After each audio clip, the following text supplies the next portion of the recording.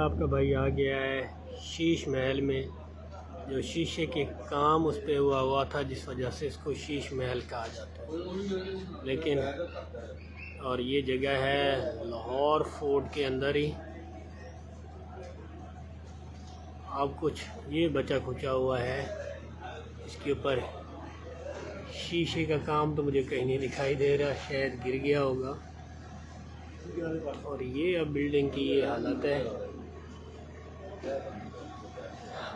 यहाँ के जो मकामी हैं वो बता रहे हैं इसको शीश महल।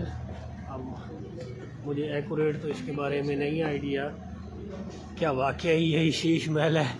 वैसे पर्सनली मुझे इसके आसार तो नहीं लग रहे कि कहीं कुछ। बहरहाल क्या कह सकते हैं, मज़ीद किसी से इस बारे पूछते हैं जनाब।